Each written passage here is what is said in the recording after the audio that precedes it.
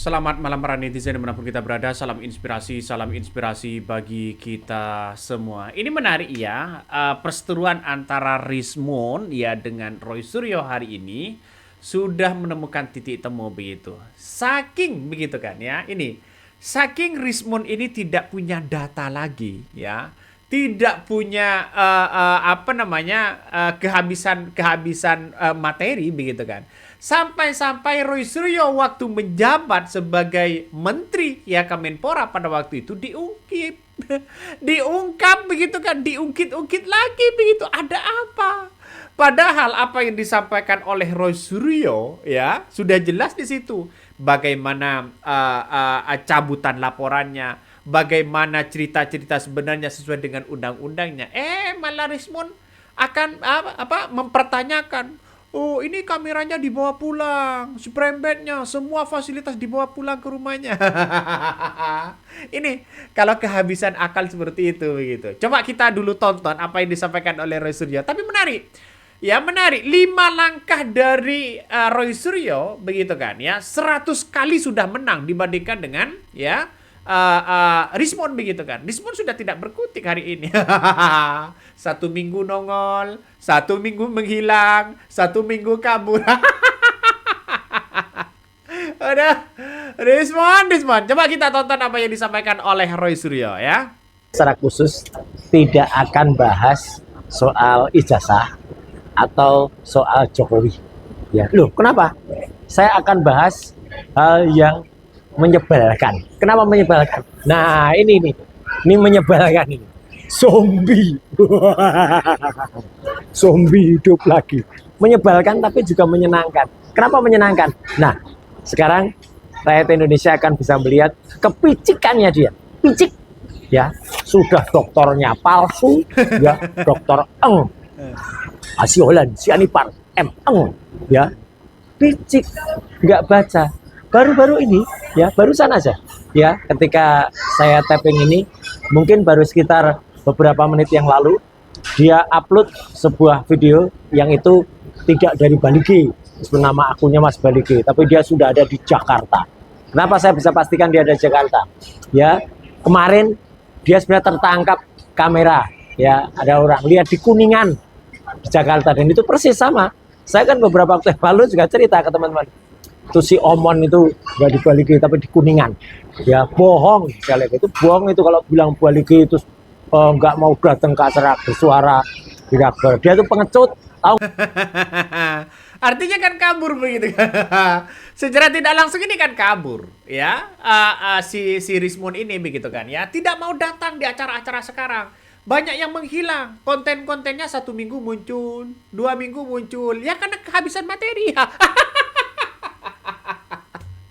Karena kehabisan akal, ya. Bilangnya saya akan mempermalukan. dari siapa mereka? Ya dari Rismond begitu kan. Ya artinya apa? Artinya secara tidak langsung kalau saya pribadi melihat begitu kan ya, apa yang disampaikan Rismond ini nampaknya kurang berfaedah. Kenapa Bang kok seperti itu begitu kan? Saya akan kuliti habis ya si Roy Suryo dengan kawan-kawan mereka. Dokternya sendiri begitu kan dipertanyakan. Gelarnya Gelar engnya begitu kan ya. Sekarang dipertanyakan begitu. Hati-hati, bisa saja Rismond akan masuk penjara begitu. Kenapa saya mengatakan seperti itu? Bukan tidak mungkin Roy Suryo akan melaporkan bagaimana soal kepalsuan doa dokumen misalnya yang kemudian muncul hari ini, yang pada waktu itu dilaporkan oleh kubu Jokowi. Ya, secara tidak langsung Roy sudah punya datanya begitu.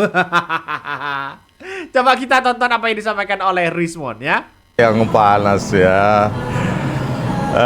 Residivis yang mengaku peneliti itu, maklumlah ya, tiba-tiba dia jadi peneliti setelah dia keluar dari penjara. Tidak pernah punya buku, tidak pernah punya jurnal, tidak punya akun Google Scholar maupun Scopus, tetapi dia mengaku peneliti ya. Jadi kita lanjutkan lagi sedikit. Aset Kemenpora di tangan Roy Suryo, Kumparan News. Nah, itu kan berita-berita lama begitu, ya, berita-berita lama begitu. Padahal itu sudah keluar putusannya, undang-undangnya dan sebagainya begitu. Ketika Imam Nahrawi menjadi menteri pada waktu itu begitu kan, sempat melaporkan Roy Suryo, tapi itu dicabut begitu kan. Ini sekarang akan kuliti habis ya. Kenapa ketika Roy Suryo menjabat Kemenpora pada waktu itu begitu kan ya? Sekarang apa namanya materi-materi apa yang kemudian disampaikan oleh Rismon itu materi-materi lawas, materi-materi lama begitu kan ya, tidak sesuai dengan perkembangan sekarang. Inginnya kalau menurut saya inginnya ya, saya menangkap apa yang disampaikan oleh Rismon ini, inginnya bagaimana narasi-narasi ini seolah-olah ingin membantah bahwa apa yang disampaikan Roy Suryo soal ijazahnya, soal doktor begitu kan ya, soal bagaimana dokumen-dokumen diduga pemalsuan dan sebagainya. Ini ingin membantah ya dengan spekulasi-spekulasi itu begitu ya, mengapa dia di-up terus begitu kan ya konten-konten dia begitu. Pada hakikatnya orang sudah tidak percaya Rismon. Itu sudah berita lama, Mon. Ya tidak angkat. Ya dalam artian buat apa? Paling yang nonton ya 10.000, ya 4.000, 3.000 begitu kan.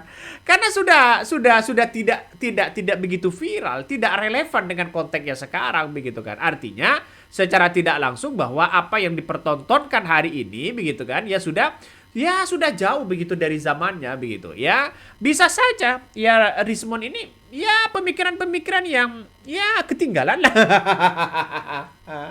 Tapi bukan primitif lo ya. Aduh, Rismon.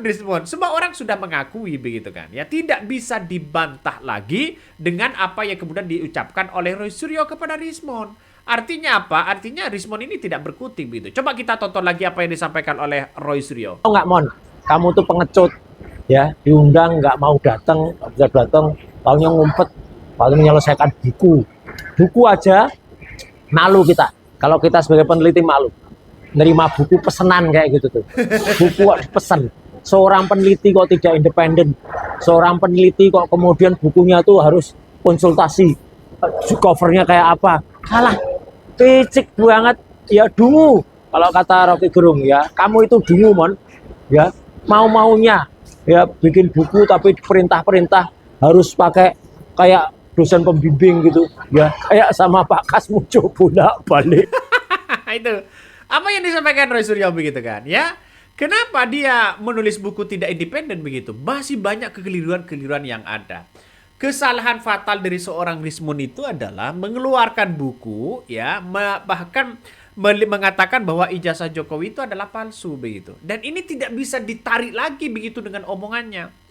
Artinya apa? Artinya walaupun Rismon ini secara substansi misalnya sudah mendapatkan RJ, tapi kita lihat saja secara akademik dia sudah hancur, sudah gagal, tidak bisa dipercaya lagi. Bisa saja begitu penelitian yang kemudian diungkapkan kepada publik ya sudah menjadi pengetahuan dan konsumsi publik, tiba-tiba ditarik begitu. Ada apa? Ini kan menandakan tidak konsisten, ada otak yang konslet begitu kan ya dalam penelitian itu pada akhirnya. Ya kita lihat saja begitu kan. Ini tidak hanya mencederai dunia akademisi begitu kan, tapi mencederai para ilmuwan-ilmuwan itu. Coba kita lihat saja, sekali terbit dimanapun buku itu begitu kan, pasti mempertahankan teorinya. Tapi Rismon ini tidak, malah teorinya dibantah sendiri, nulis sendiri, dibantah sendiri, direvisi sendiri. Ini kan agak lucu begitu kan. Kan ada yang konslet pada akhirnya. Aduh, Rismon begitu kan ya. Sekarang dikuliti habis oleh Roy Suryo dengan kawan-kawan mereka begitu kan ya. Coba kita tonton lagi. Saya menarik begitu kan ya, menarik ini. Coba kita tonton lagi. Bolak-balik gitu ya. Itu alah, covernya aja sampai konsultasi ke Solo. Parah. Kalau Indonesia peneliti-penelitinya atau pakar-pakarnya, tapi kamu bukan pakar sih ya. Itu terima pesanan kayak gitu ya parah ya. Gitu. Jadi terima penelitian atas hasil pesanan.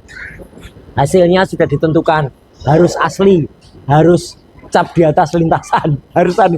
Ya kalau gitu terus apa? Baru buat tulisannya ya parah gitu. Tapi saya tidak akan itu. Tidak cuma itu. Kenapa? Karena dalam tayangannya yang beberapa menit yang lalu dan sudah ditonton oleh ratusan ribu orang, ya. Ratusan ribu orang kalau ditonton secara jauh. Ya hanya ditonton oleh sekian ekor. Benar kan begitu kan? Secara tidak langsung bahwa Rismond ini sudah kehilangan arah. Siapa yang mau nonton Rismond begitu kan? Tidak berbobot lagi. Bicaranya ngelantur. Ya, saya bisa memastikan itu. Mengapa ngelantur? Apa yang dibicarakan ya dulu ketika Roy Suryo punya isu berita ini diangkat lagi. Itu kan sebenarnya ingin membantah. Membantah tapi tidak relevan dengan yang sekarang. Aduh, Rismond ini nih kan. Ya, ini kan kacau pada akhirnya begitu ya. Katanya ditonton 100.000 mana begitu 2 minggu baru nongol ya 2 minggu menongol dan sekarang tidak berani lagi seorang Rismond ini datang ke acara-acara itu begitu kan. Kenapa? Karena takut dia ketemu dengan Roy Suryo ya, menghindar begitu kan, takut bagaimana ijazahnya dikuliti habis, bagaimana gelar doktornya angnya begitu kan ya, akan dipertanyakan di situ. Aduh, Rismond ya. Dan kita lihat saja Roy Suryo santai-santai aja sekarang ini begitu kan. Ya sudah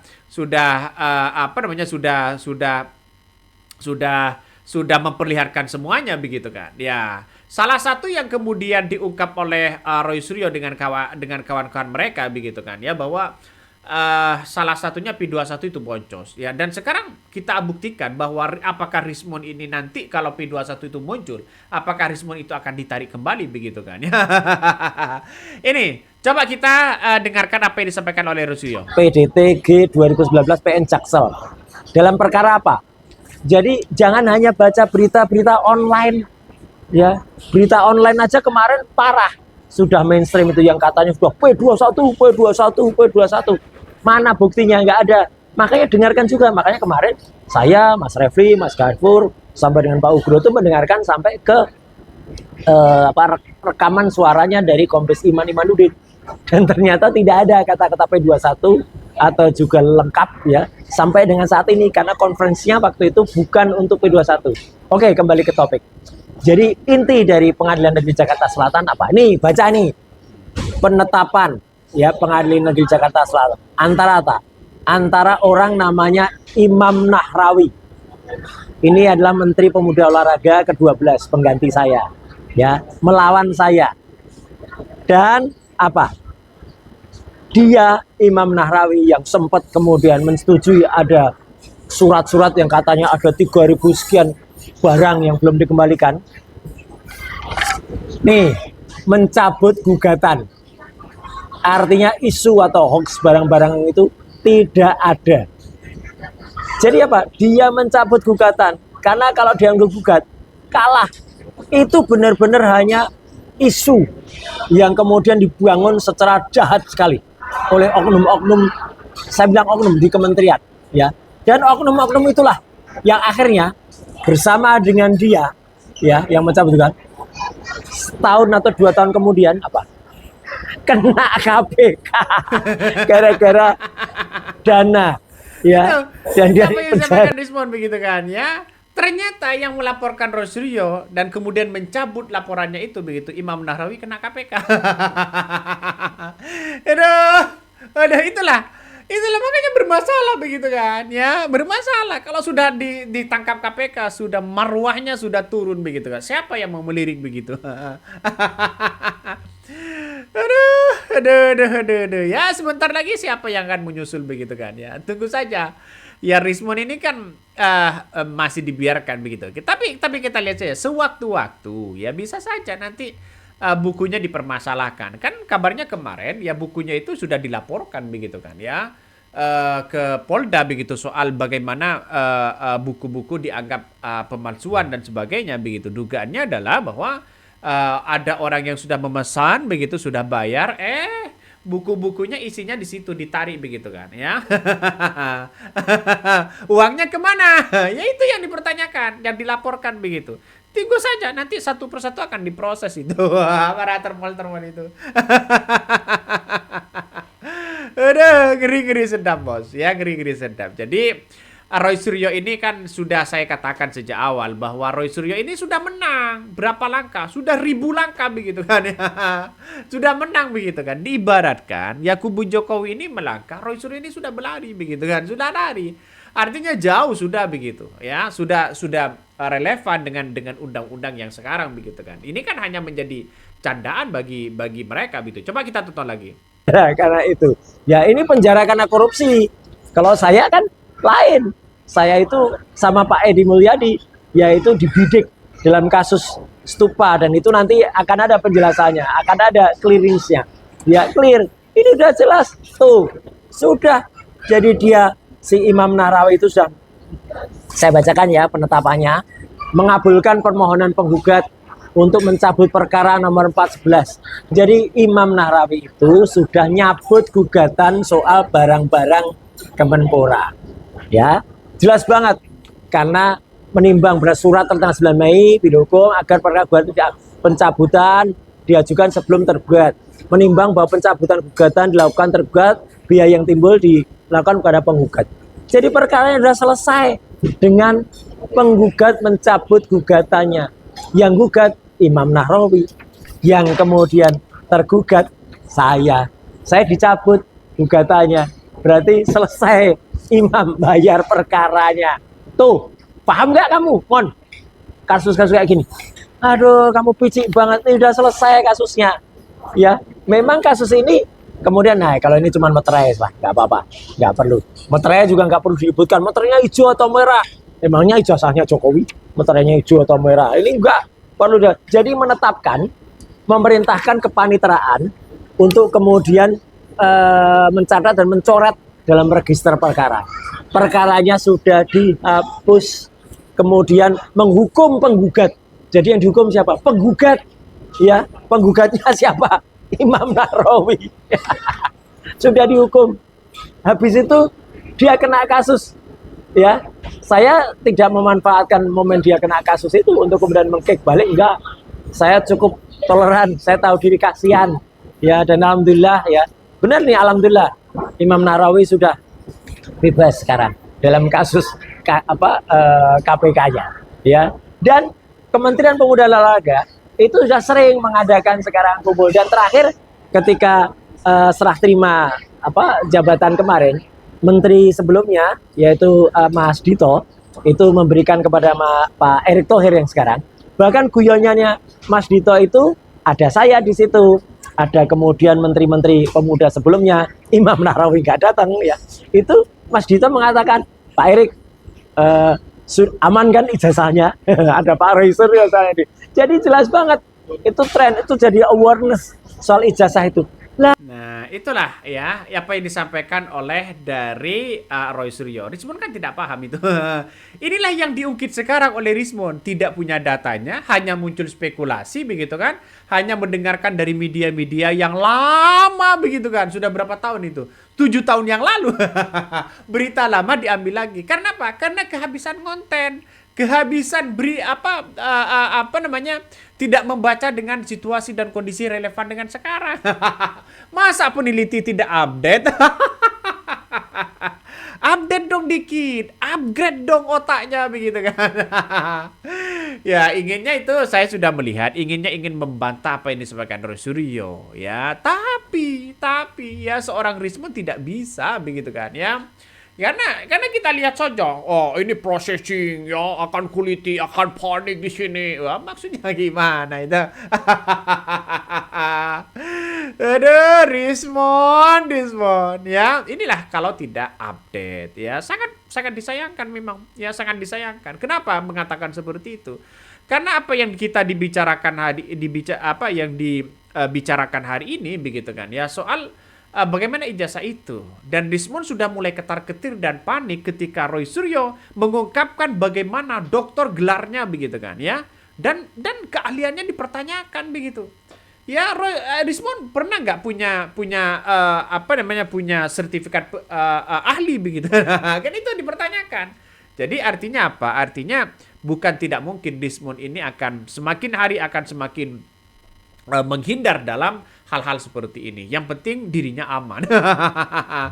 Oke, mungkin itu yang kami sampaikan ya. Tonton terus di channel Hodari Podcast Rakyat ini. Jangan lupa di subscribe.